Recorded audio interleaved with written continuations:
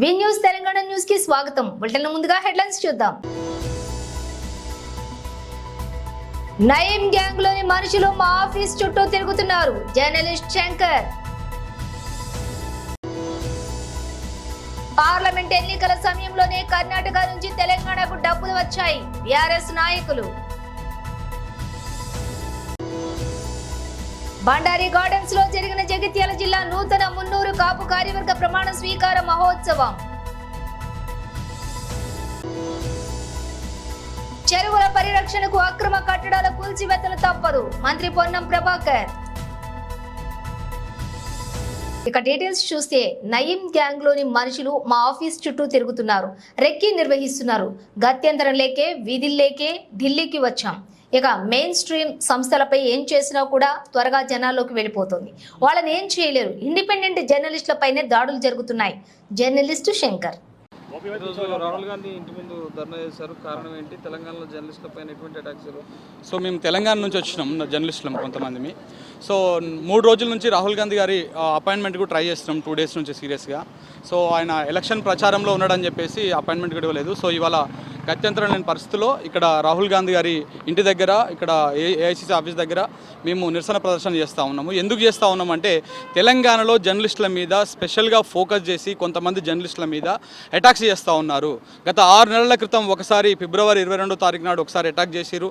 So మా బృందం మీద, అలాగే తర్వాత రకరకాలుగా ఇక్కడ చూడండి మీరు ఎంతమంది జర్నలిస్టుల మీద అటాక్ చేశారో, నేషనల్ జర్నలిస్టుల మీద కూడా అటాక్ చేసినటువంటి పరిస్థితి మనం చూస్తూ ఉన్నాం. రీసెంట్గా కొండారెడ్డిపల్లిలో జరిగినటువంటి అక్కడ రుణమాఫీ జరిగిందా లేదా అని కొంతమంది మహిళా జర్నలిస్టులు అక్కడికి వెళ్ళి వాళ్ళు గ్రౌండ్ రిపోర్ట్ చేస్తున్న క్రమంలో అక్కడ వాళ్ళ మీద కొంత అటాక్ చేశారు ఆ గ్రామస్తులు, కొంతమందికి కాంగ్రెస్ సంబంధించినటువంటి నాయకులు. సో చేస్తే వాళ్ళ మీద అటాక్ జరిగిన తర్వాత మేము పోలీస్ స్టేషన్ దగ్గరికి వెళ్ళినాము. వాళ్ళ వాయిస్ తీసుకుందామని ఏం జరిగిందని చెప్పేసి తెలుసుకోవడానికి పోతే మమ్మల్ని కూడా వాళ్ళు కొండారెడ్డిపల్లి నుంచి కొంతమంది కొండలరెడ్డి బ్రదర్స్, ఎవరైతే సీఎం ముఖ్యమంత్రి రేవంత్ రెడ్డి తమ్ముడు ఉన్నాడో కొండలరెడ్డి గారు, వారి అనుచరులు కొంతమంది మమ్మల్ని కారులో చేజ్ చేసి, సినిమాలో మాదిరిగా చేజ్ చేసి ఆల్మోస్ట్ కొండారెడ్డిపల్లి కా నుంచి వెల్దండ పిఎస్ దాకా 30 కిలోమీటర్లు మా కార్ని 150 కిలోమీటర్ల స్పీడ్తో చేజ్ చేసారు. సో 3 సార్లు మమ్మల్ని అడ్డుకునే ప్రయత్నం చేశారు. అడ్డుకుంటే ఒక్క కారు పోయి 4 కార్లు అయినాయి లాస్ట్ వరకు. రకరకాలుగా చేజ్ చేసి హింసకు ప్రేరేపించేటువంటి విధంగా వాళ్ళు అటాక్ చేయడానికి ప్రయత్నం చేశారు. మేము చివరికి వెల్దండ పిఎస్లోకి వెళ్ళి మా ప్రాణాలను మేము రక్షించుకున్నాము. అంటే తెలంగాణలో రోడ్డు బయటికి వచ్చి గ్రౌండ్కి వచ్చి రిపోర్టింగ్ చేసేటువంటి పరిస్థితి లేదు, ప్రజల కోసం మాట్లాడేటువంటి పరిస్థితి లేదు. గతంలో కొడంగల్ నియోజకవర్గంలో పేదలకు సంబంధించినటువంటి అసైన్డ్ భూములను తీసుకుంటున్నారు అని చెప్పేసి ఒక గ్రౌండ్ రిపోర్ట్ చేస్తే అప్పుడు ఫిబ్రవరి 22వ తారీఖు నాడు అటాక్ చేసిరు. తర్వాత మళ్ళీ ఇప్పుడు కొండారెడ్డిపల్లికి సంబంధించినటువంటి ఇష్యూ మీద మేము గ్రౌండ్ రిపోర్ట్ చేయకపోతే మా మీద అటాక్ చేస్తున్నారు. ఒక మా మీదనే కాదు, మీరు ఇక్కడ చూడవచ్చు ఓయూలో కొంతమంది జీతెలుగు సంబంధించినటువంటి జర్నలిస్టుల మీద, అలాగే ఇక్కడ ఆకుల శ్రీనివాసరెడ్డి జర్నలిస్టుల మీద, చిల్కా ప్రవీణ్ కావచ్చు, ఇక్కడ మహిళా జర్నలిస్టులు కావచ్చు, ఆఖరికి నేషనల్ మీడియా జర్నలిస్ట్ అనేటువంటి బర్కదత్ మీద కూడా ఇట్లాంటి దాడులు జరిగినటువంటి సందర్భాన్ని మేము గుర్తు చేస్తూ ఉన్నాం. ఈ దాడులు ఆపాలి. మన రాహుల్ గాంధీ గారు రాజ్యాంగం గురించి లేకపోతే దీని గురించి చాలా గొప్పగా చెప్తున్నారు. తెలంగాణ రాష్ట్రానికి వచ్చి కూడా వారు చెప్పిపోయారు. కానీ అక్కడ వాళ్ళ గవర్నమెంటు, కాంగ్రెస్ గవర్నమెంటు జర్నలిస్టుల మీద దాడులు చేస్తూ ఉంది. జర్నలిస్టులని అటాక్ చేసేటువంటి ప్రయత్నం చేస్తూ ఉన్నారు. వాళ్ళు మనుషులను డైరెక్ట్గా కేసులు పెట్టవచ్చు. ఒకవేళ మేము ఏమైనా తప్పు మాట్లాడి ఉన్నా, తప్పు రాసినా, ఏమైనా చేసినా మా మీద కేసు పెట్టవచ్చు, తప్పు లేదు చట్టం ప్రకారం. కానీ మా మీద ఫిజికల్గా అటాక్ చేయడానికి ప్రయత్నం చేస్తూ ఉన్నారు. మా ఆఫీస్లో చుట్టుముట్టు కూడా కొంతమంది నయీం గ్యాంగ్ అనుచరులను పెట్టి దాంట్లో ఇస్తారు. మొన్న అటాక్ అయినటువంటి చేజింగ్లో కూడా నయీం గ్యాంగ్ అనుచరులు ఉన్నారు. సో దానికి సంబంధించినటువంటి ఈ నయీం గ్యాంగ్కు ఈ జర్నలిస్టులని దాడులు చేసేటువంటి కార్యక్రమాన్ని అప్పచెప్పినట్టుగా మనకు తెలుస్తూ ఉంది. సో దానికోసము మేము అక్కడ జర్నలిజంలో మేము బయటికి వెళ్ళాలంటే భయం అవుతూ ఉంది. సో కాబట్టి ఇక్కడ రాహుల్ గాంధీ గారికి విజ్ఞప్తి చేద్దామని ఇక్కడికి రావడం జరిగింది. కానీ ఆయన 2 డేస్ నుంచి మాకు అపాయింట్మెంట్ ఇవ్వకపోవడంతో ఇవాళ మేము విధి లేని పరిస్థితిలో మేము ఇక్కడ రాహుల్ గాంధీ ఇంటి దగ్గర ఏఐసిసి ఆఫీస్ దగ్గర మేము నిరసన ప్రదర్శన చేస్తూ ఉన్నాం. తెలంగాణలో లక్షలాది మంది జర్నలిస్టులు ఉన్నారు. నలుగురే ఎందుకు ఇక్కడికి వచ్చారు? ఎందుకు మిమ్మల్ని టార్గెటెడ్గా మీపై దాడులు జరుగుతున్నాయి? అంటే ఏంటి తెలంగాణలో అసలు వాస్తవ పరిస్థితి ఏంటి?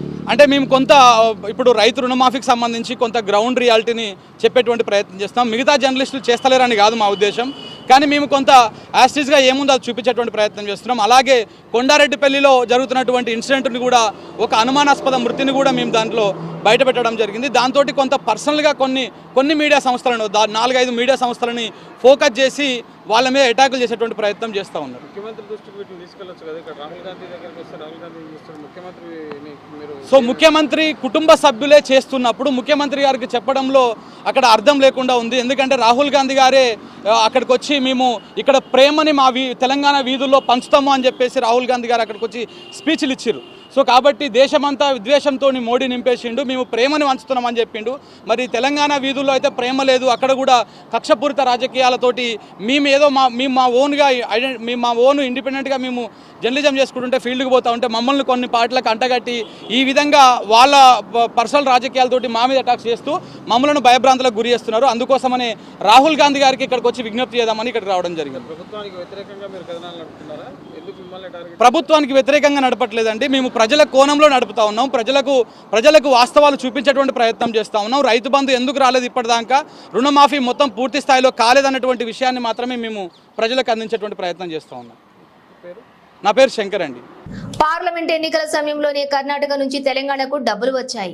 ఆ వాల్మీకి స్కామ్ డబ్బుల్నే తెలంగాణ కాంగ్రెస్ నాయకులు ఇక్కడ పార్లమెంట్ ఎన్నికల్లో ఉపయోగించారు.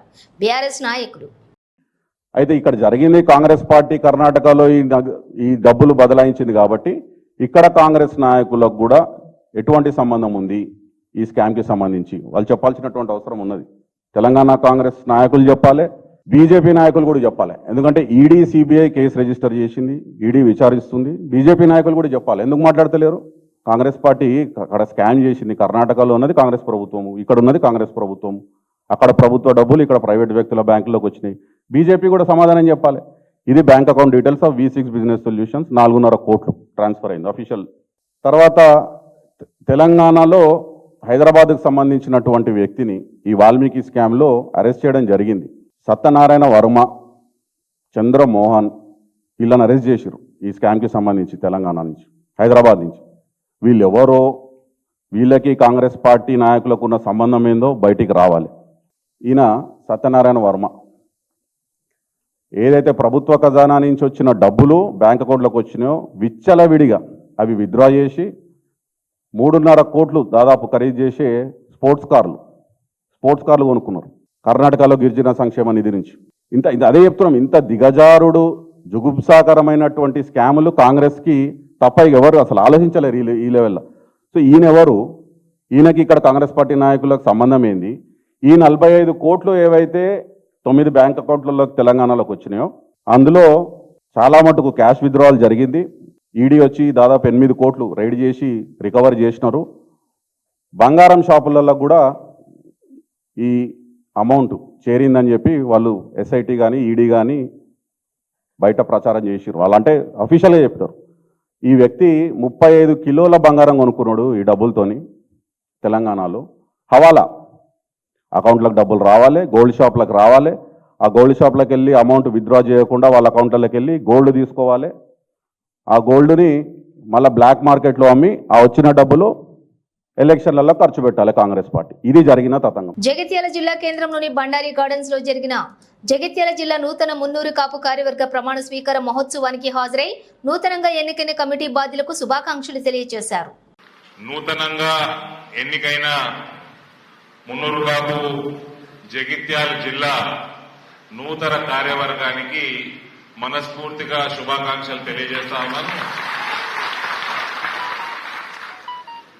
ప్రత్యేకంగా అధ్యక్షులు సత్యనారాయణ పటేల్ గారు, ప్రధాన కార్యదర్శి లక్ష్మీనారాయణ పటేల్ గారు, కోశాధికారి సుధాకర్ గారు, ఉపాధ్యక్షులు శంకరయ్య పటేల్ గారు, రాజేష్ పటేల్ గారు, తిరుపతి గారు, మహిళా ఉపాధ్యక్షురాలు కవిత రమేష్ గారు, సంయుక్త కార్యదర్శులు దాశెట్టి రాజారెడ్డి గారు, జక్కుల లింగారెడ్డి గారు, దూరకంటి గంగాధర్ గారు, మహిళా సంయుక్త కార్యదర్శి శ్రీమతి నవ్య మల్లయ్య, లక్ష్మీ మల్లయ్య పటేల్ గారు, న్యాయ సలహాదారు మారిశెట్టి ప్రతాప్ పటేల్ గారు, అందరికీ కూడా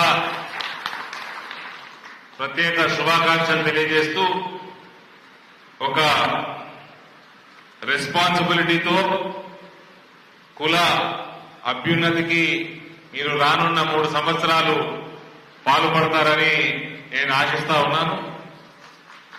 వీళ్ళందరూ కూడా ఎన్నికల కంటే ముందు నా దగ్గరకు రావడం జరిగింది. వారు కోరిక కోరడం జరిగింది. ఆ కోరికను కూడా దాదాపు 80% కంప్లీట్ చేసిన. ఆ నెంబర్లు చెప్తలేను, లేదా వేరే వాళ్ళందరూ నా మీద పడతారు. మేము నెంబర్లు మీరే చెప్పుకోండి తర్వాత. మిగిలిన 20% ఎన్నికల తర్వాత చూద్దాంలే అని వదిలేసిన, చేసి పెడతలే అది కూడా. అందులో డాక్టర్ లక్ష్మణ్ గారిది కూడా రాజ్యసభ సభ్యులు, వాళ్ళది కూడా ఆయనది కూడా పెద్ద సహకారం ఉంది. సో ఆయనకు కూడా ఈ వేదిక నుంచి ధన్యవాదాలు తెలియజేస్తా ఉన్నాను. నెక్స్ట్ మీటింగ్ వచ్చినప్పుడు జిల్లా సంఘంలో పెట్టాలి, దీనికంటే పెద్దగా పెట్టాలి. ఓకేనా? మీ అధ్యక్షతనే అది కానీ ఒక మీ సోదరుడుగా కులము ఎంత పెద్దదైతే మనకంత బాధ్యత ఎక్కువ ఉంటుంది. మన కుల అభ్యున్నతి కోసం మన పాటుపడుతూ సమాజంలో ఉన్న హిందువులందరినీ కూడా ఐక్యత చేసే బాధ్యత కూడా పెద్ద కులానికి. మనం కులం పెద్ద ఉందని మనము కులం చాటుతూ గర్వపడుతూ మన సమాజంలో ముందుకు పోయేదానికన్నా సమాజంలో ఉన్న కులాలన్నిటినీ మనం ఐక్యంగా చేసినప్పుడు, హిందువులందరినీ సంఘటితం చేసినప్పుడు మనం ఇంకా గర్వపడాలి. సో ఇవాళ నన్ను రమ్మన్నారు, నేను ఇమీడియట్ గా వస్తానని చెప్పిన. పుట్టినరోజు ఎట్లా జరుగుతుందో, ఎన్ని వేడుకలు ఉంటాయో, ఈ మధ్య డి శ్రీనివాస్ గారు నాన్నగారు మన నుంచి దూరమైంది కాబట్టి ఎక్కువ సెలబ్రేషన్ నేను పెట్టుకోలేదు. కానీ అనేక సేవా కార్యక్రమాలు, ఆధ్యాత్మిక కార్యక్రమాలు కూడా జరుగుతూ ఉన్నాయి. కాబట్టి అయినా కూడా మీ అందరూ ప్రత్యేకంగా అధ్యక్షులు, కార్యవర్గము మరియు మీరందరూ కలిసి ఇంత పెద్ద కార్యక్రమాన్ని విజయవంతం చేసిండ్రు. చూడ్డానికి నిజంగా కూడా పండగ వాతావరణం ఉంది. ఇదే స్ఫూర్తితోటి రానున్న కాలంలో హిందువులందరినీ కూడా ఐక్యంగా చేయాల్సిన బాధ్యత కూడా మీరు తీసుకోవాలి. ఎందుకంటే పెద్ద కులమే కాదు, రాజకీయంగా కూడా చాలా అడ్వాన్స్ గా ఉన్న కులం ఇది. కాబట్టి బాధ్యత కూడా మన మీద ఎక్కువ ఉంటుంది. అందుకనే మరీ ఇన్సిస్ట్ చేస్తూ మన పక్క దేశాలలో ఏమైతుందో చూస్తా ఉన్నాం. మనం కులాల వారిగా మనని విడదీసే వాళ్ళు మన శత్రువులు. అది ఎప్పుడు గుర్తుపెట్టుకోండి. మనమందరం హిందువులందరినీ మనము ఐక్యంగా ఉంచితే భారతావనిని మనం కాపాడుకున్న వాళ్ళం అవుతాం. అది ఇది నేను మీ అందరికీ తెలియజేస్తూ మరోసారి అధ్యక్షుల వారికి, సత్యనారాయణకి, నేను మా అధ్యక్షులందరూ సత్యనారాయణ దొరుకుతారు. బీజేపీ అధ్యక్షుడు ఇగో మా కాపు సోదరుడు, కాపు సంఘం అధ్యక్షుడు కూడా సత్యనారాయణ దొరుకుతారు. కాబట్టి చాలా బాధ్యతగా మీరందరూ కూడా వ్యవహారం చేస్తారని, మీ కాలం ఈ 3 సంవత్సరాల సమయంలో కులానికి మరియు సమాజానికి ఎన్నో మంచి కార్యక్రమాలు చేస్తారని కోరుకుంటూ సెలవు తీసుకుంటా ఉన్నాను. భారత్ మాతాకి. చెరువుల పరిరక్షణకు అక్రమ కట్టడాలు, కూల్చివేతలు తప్పదు. హైదరాబాద్ తో పాటుగా రాష్ట్ర వ్యాప్తంగా ఆక్రమణకు గురైనటువంటి చెరువుల పరిరక్షణకు చర్యలు తీసుకుంటాం. మంత్రి పొన్నం ప్రభాకర్. తెలంగాణ రాష్ట్ర వ్యాప్తంగా ముందుగా రాజధాని నగరంలో, దాని తదుపరి అన్ని జిల్లాల్లో కూడా ఎక్కడైతే చెరువులు ఆక్రమణకు గురైనాయో వాటిని తిరిగి చెరువులను పునరుద్ధరించడానికి రేపొద్దున ఈ యొక్క భౌగోళిక పరిస్థితుల్లో వాతావరణ కాలుష్యాన్ని నుంచి వాతావరణాన్ని పరిరక్షించుకోవడానికి, పర్యావరణాన్ని పరిరక్షించుకోవడానికి గతంలో ఉన్నటువంటి చెరువులకు ప్రభుత్వ లెక్కలకు, రికార్డులకు అనుగుణంగానే కార్యక్రమాలు జరుగుతున్నాయి. నేను మరొక్కసారి తెలంగాణ రాష్ట్ర వ్యాప్తంగా ఈ చెరువులు పరిరక్షించాలనుకునేటువంటి స్వచ్ఛంద సంస్థలకు, లేదా గతంలో ఇక్కడ చెరువు ఉండి అని తెలిసినటువంటి వాళ్ళు ఎవరైనా సరే గౌరవ అధికారుల దృష్టికి, పోలీసులు కానీ, రెవెన్యూ కానీ, లేదా ప్రజాప్రతినిధుల దృష్టికి, పాత్రికేయుల దృష్టికి తెచ్చి వాటిని పరిరక్షించుకునేటువంటి బాధ్యత అక్కడి స్థానికులకే. ప్రభుత్వం ఎవరి మీద రాజకీయపరమైనటువంటి కక్ష సాధింపు కానీ ఉద్దేశాలు కానీ లేవు. దీనికి ప్రజల నుంచి వస్తున్న స్పందన, రాష్ట్ర వ్యాప్తంగా ప్రజలు ఈ అంశాన్ని హర్షిస్తూ ఉన్నారు. అనేక సందర్భాల్లో ఎక్కడైనా అన్యాయంగా జరిగిందంటే తప్పకుండా మీరు న్యాయస్థానాలు ఉన్నాయి. కానీ ఈరోజు జరుగుతున్నటువంటి చెరువుల ఆక్రమణలకు సంబంధించిన అంశం పట్ల ఈ ప్రభుత్వం సీరియస్గా ఉందని, ఇది ఒకప్పుడు హైదరాబాద్ మంచి చెరువుల నగరంగా ఉన్నటువంటి, చెరువుల యొక్క లేక్ సిటీగా ఉన్నటువంటి హైదరాబాద్ నగరాన్ని పరిరక్షించుకోవడానికి చెరువుల పరిరక్షకులందరూ కూడా ఇంకెక్కడెక్కడైతే ఆక్రమణలు గురైనాయో వాటి ఆధారాలు, వాటి ఆనవాళ్ళు, వాటి చరిత్రకు సంబంధించిన అంతా కూడా తీసుకొచ్చి సంబంధిత అధికారులకు ఇవ్వాలని కోరుతాను. ఇదే విధంగా 33 జిల్లాల్లో కూడా ఎక్కడైనా అది గ్రామం కావచ్చు, పట్టణం కావచ్చు, మండలం కావచ్చు, మున్సిపాలిటీ కావచ్చు, చెరువులకు సంబంధించి లేదా ప్రభుత్వ స్థలాల్లో అక్రమాలు కావచ్చు, ప్రభుత్వ అనుమతులు లేకుండా పెద్ద పెద్ద అక్రమ కట్టడాలు కావచ్చు, వాటన్నిటి పట్ల మీకున్న సమాచారాన్ని, అవగాహనను, ఆలోచనను ప్రభుత్వం దృష్టికి తెమ్మని చెప్పి కోరుతాను. ప్రజలకు కూడా ఇటువంటి కార్యక్రమాల్లో భాగస్వాములు కావాలని సందర్భంగా విజ్ఞప్తి చేస్తాను. ప్రభుత్వ భూముల్లో అక్రమ నిర్మాణాలను తొలగిస్తాం. తెలంగాణలో ఇప్పుడు హైడ్రా పేరు మార్మోగుతోంది. హీరో నాగార్జునకు చెందిన ఎన్ కన్వెన్షన్ కూల్చివేతతో హైడ్రా గురించి దేశవ్యాప్తంగా చర్చ జరుగుతోంది. ఈ నేపథ్యంలోనే రంగారెడ్డి జిల్లా షాద్నగర్ ఎమ్మెల్యే వీర్లపల్లి శంకర్ కూడా షాద్నగర్ ప్రాంతంలో హైడ్రా అమలు కోసం స్వయానా ముఖ్యమంత్రి రేవంత్ రెడ్డికి విజ్ఞప్తి చేస్తున్నట్లు చెప్పడంతో ఈ అంశంపై సంచలనం రేకెత్తిస్తోంది. అంతేకాదు నియోజకవర్గంలోని ఉదాహరణకు కొన్ని నీటి వనరులను ధ్వంసం చేసి అక్రమాలకు పాల్పడ్డటువంటి వ్యవహారాలను కూడా ఉదాహరించడంతో ఇక షాద్నగర్ నియోజకవర్గంలో హైడ్రా రాక కోసం మార్గం సుగమం చేస్తున్నట్లుగా తెలుస్తోంది. ఎమ్మెల్యే వీర్లపల్లి శంకర్ ఏమన్నారంటే, హైదరాబాద్ లో కాంగ్రెస్ ప్రభుత్వం తీసుకువచ్చిన హైడ్రా విధానాలతో రాష్ట్ర వ్యాప్తంగా ప్రకంపనలు రేకెత్తుతున్నాయని ఎమ్మెల్యే వీర్లపల్లి శంకర్ అన్నారు. ప్రభుత్వం ఎంతో గొప్ప సాహసోపేతమైన నిర్ణయం తీసుకుని అమలు చేస్తూ ఉండడం విశేషమన్నారు. ఏ ప్రభుత్వం, ఏ పాలకులు చేయని ధైర్యాన్ని ముఖ్యమంత్రి రేవంత్ రెడ్డి ప్రదర్శించారని అభినందించారు. హైడ్రా తీసుకొచ్చి అక్రమ కట్టడాలను కూల్చుతూ రైతులు కంటలను, ఫీడర్ ఛానల్స్ లను, రైతుల యొక్క కుంటలను, ఫీడర్ ఛానల్స్ ను కాపాడుతున్న తీరును శంకర్ ప్రశంసించారు. హైడ్రా ఒక స్వయం ప్రతిపత్తి కలిగిన సంస్థని, హైడ్రాకు సంబంధించి అధికారి రంగనాథ్ తీసుకుంటున్న చర్యలు అభినందనీయమని కొనియాడారు. భవిష్యత్తు తరాలు బాగుండాలంటే నీటి వనరులను, ప్రభుత్వ భూములను కాపాడాల్సిన బాధ్యత పాలకులపై ఉంటుందని గుర్తు చేశారు. పునరుద్ధరించాల్సిన బాధ్యత ప్రభుత్వం మీద ఉంది కాబట్టి స్వతంత్ర ప్రతిపత్తి కలిగిన హైడ్రా సంస్థను ఏర్పాటు చేయడం చాలా బాగుంది. కాబట్టి మా నియోజకవర్గాన్ని కూడా విస్తరిస్తే, ఇది జిల్లా హెడ్ క్వార్టర్లకు విస్తరిస్తే, అదేవిధంగా మండల ఎస్వార్సులకు కూడా విస్తరిస్తే, ఈ సంస్థను పూరా తెలంగాణ మొత్తం విస్తరిస్తే బాగుంటుంది. కాబట్టి ప్రజలందరూ ఆశిస్తారు. ప్రభుత్వ ఆస్తులను కాపాడినట్టు రేపు భావితరాలకు, మన భావితరాలకు బాగుంటుంది. ఈ నైతిక సంపదను అంతా కూడా ధ్వంసం చేస్తే బాగలేదు. కాబట్టి తప్పకుండా ఈ కుంటలను, చెరువులను కాపాడాలి. అక్రమణకు గురి కాకుండా ఈ పిరంగి కాలువను కూడా కాపాడాలి. ఈ పిరంగి కాలువ లాగా ఎన్నో ఫీడర్ ఛానల్ ఉన్నాయి మన నియోజకవర్గంలో కూడా. ఉదాహరణకు మన నియోజకవర్గంలో బొప్పిలి చెరువు ఉంది.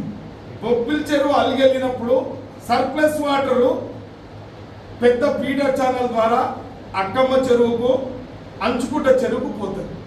ఇవాళ ఒక రియాల్టరు, పాలకులు చేసిన పొరపాటు, రియాల్టర్ చేసిన పొరపాటు, డిపార్ట్మెంట్ చేసిన, ఇరిగేషన్ డిపార్ట్మెంట్ చేసిన తెలియదు. కానీ ఆ కాలువనంతా కబ్జా చేసి అక్కడ వెంచరేసి ఈ 2 చెరువులకు సర్ప్లస్ వాటరు వర్షం కురిసినప్పుడు వర్షపు నీరు పోకుండా చేసిరు, అడ్డుకున్నారు. కాబట్టి ఇటువంటివి కుక్క కోళ్ళలు ఉన్నాయి నియోజకవర్గంలో కూడా. నేను వాస్తవానికి ఇవాళ ఏం మాట్లాడుతూ ఉన్నామంటే, రేపు భవిష్యత్తుకు మంచిగా ఉండాలి. కాబట్టి నీళ్లు లేకపోతే, చెరువులను రక్షించుకోకపోతే, పాఠకాలను రక్షించకపోతే ఇలా ప్రమాదం ఉంది భావితరాలకు భవిష్యత్తు. కాబట్టి తప్పకుండా ఈ యొక్క హైడ్రాను తప్పకుండా నియోజకవర్గాలకు కూడా, మా నియోజకవర్గాన్ని కూడా విస్తరించాలని చెప్పి రాష్ట్ర ముఖ్యమంత్రి వర్యులకు విజ్ఞప్తి చేస్తున్నా, ప్రభుత్వానికి విజ్ఞప్తి చేస్తున్నా. తప్పకుండా హైడ్రా చేసే పని చాలా బాగుంది, ప్రజలందరూ రక్షిస్తూ ఉన్నారు. కాబట్టి మాకు కూడా ఆ కార్యక్రమాన్ని ఇక్కడికి విస్తరింపజేస్తే మంచి జరుగుతుంది, ప్రజలు సంతోషపడతారని కోరుకుంటున్నాను. ఖమ్మం జిల్లా కేంద్రంలో పీడీఎస్యూ ఆధ్వర్యంలో శ్రీ చైతన్య కాలేజీ విద్యా సంస్థలు అధిక ఫీజులు వసూలు చేస్తున్నారని, విద్యార్థులపై బలవంతం, చదువులో భారం, సమయపాలన లేదని, హాస్టల్ సదుపాయాలు సరిగా లేవని, విద్యార్థుల ప్రాణాలు పోతున్నా పట్టించుకొని అధికారులు, జిల్లా కలెక్టర్ ప్రాణాలతో చెలగాటమా? పీడీఎస్యూ జిల్లా నాయకులు, కార్యదర్శి మస్తాన్ అన్నారు. ఈ కార్యక్రమంలోని పీడీఎస్యూ నాయకులు, స్వచ్ఛంద సంస్థల నాయకులు, విద్యార్థులు తదితరులు పాల్గొన్నారు.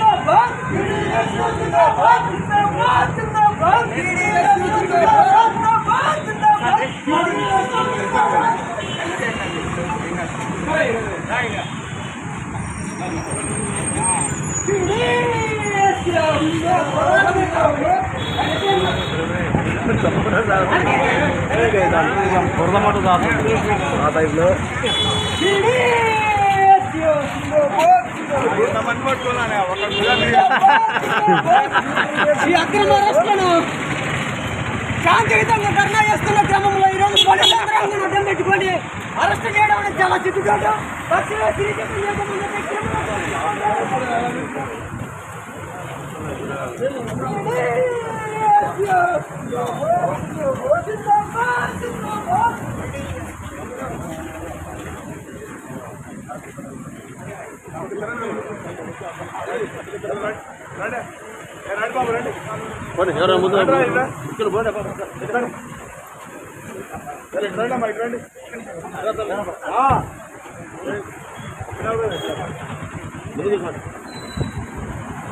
ఒక ఆటో ఆపు, ఒక ఆటో ఆపు.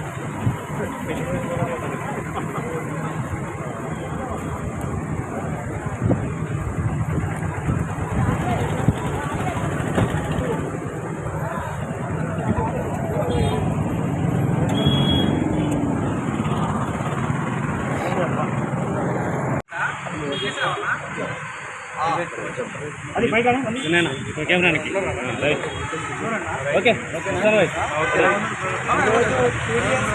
తెలంగాణ రాష్ట్ర కమిటీ పిలుపులో భాగంగా ఇవాళ రేపు తెలంగాణ రాష్ట్ర వ్యాప్తంగా ఏవైతే శ్రీ చైతన్య తెలంగాణ శ్రీ చైతన్య కార్పొరేట్ విద్యా సంస్థలు ఏవైతే ఉన్నాయో వాటి ముందు ధర్నాలకు పిలుపునివ్వడం జరిగింది. అందులో భాగంగానే ఈరోజు పీడీఎస్యూ ఖమ్మం జిల్లా కమిటీ ఆధ్వర్యంలో ఖమ్మం నగరంలో ఉన్న చౌదా క్యాంపస్ ఎదుట నిరసన వ్యక్తం చేయడం జరుగుతూ ఉంది. ఖమ్మం జిల్లా వ్యాప్తంగా ఏవైతే శ్రీ చైతన్య విద్యా సంస్థలు ఏవైతే ఉన్నాయో అనుమతులు లేకుండా నడిపిస్తున్నా కూడా ఇప్పుడున్న జిల్లా డిఐఓ కావచ్చు, ఎవరైతే డిఈఓ గారు ఎవరైతే ఉన్నారో ఏమి చర్యలు తీసుకోకుండా ఈరోజు నిమ్మికి నీరులాగా వివరించిన పరిస్థితి ఈరోజు ఖమ్మం నగరంలో కనబడతా ఉంది. ఒక పక్క విద్యార్థుల ప్రాణాలు పోతున్నా కూడా జిల్లా కలెక్టర్ పట్టించుకోకుండా ఈరోజు నిర్లక్ష్యంగా వివరించిన పరిస్థితి కనబడతా ఉంది. అధిక ఫీజులు వసూలు చేస్తున్నా కూడా ఫీజుల నియంత్రణ చట్టం తీసుకురావాలని చెప్పి మేము ఈ సందర్భంగా ప్రభుత్వాన్ని డిమాండ్ చేస్తా ఉన్నాం. అయినా కూడా ప్రభుత్వం అసెంబ్లీలో కూడా ఏమీ పట్టించుకోకుండా ఈరోజు విద్యా వ్యవస్థను మొత్తం కూడా బస్సు పెట్టించిన పరిస్థితి ఈరోజు కనపడతా ఉంది. ప్రభుత్వం కూడా ఈరోజు మొత్తం కూడా ప్రైవేటు కార్పొరేట్ విద్యా సంస్థలకే కొమ్ము కాసిన పరిస్థితి ఈరోజు తెలంగాణ రాష్ట్రంలో కనపడతా ఉంది. ఇప్పటికైనా పేద విద్యార్థుల మీద ప్రేమ ఉంటే తక్షణమే శ్రీ చైతన్య విద్యా సంస్థలు ఏవైతే ఉన్నాయో గుర్తింపు లేకుండా నడిపిస్తున్న విద్యా సంస్థల్ని రద్దు చేయాలని చెప్పి శ్రీ చైతన్య విద్యా సంస్థలపై సిబిఐ విచారణ జరిపించాలి, ఈడీ విచారణ జరిపించి తక్షణమే వాళ్ళపై క్రిమినల్ కేసులు నమోదు చేయాలని చెప్పి ఈ సందర్భంగా పీడీఎస్యూ ఖమ్మం జిల్లా కమిటీ తరఫు నుంచి మేము డిమాండ్ చేస్తాను. ఈ సమస్యలు పరిష్కరించడం దశల వారి కార్యక్రమాలు తీసుకుంటామని చెప్పి ఆంధ్ర కార్యక్రమం తీసుకొని పిలుపునిస్తామని చెప్పి ఈ సందర్భంగా రాష్ట్ర ప్రభుత్వాన్ని హెచ్చరిస్తా ఉన్నాం.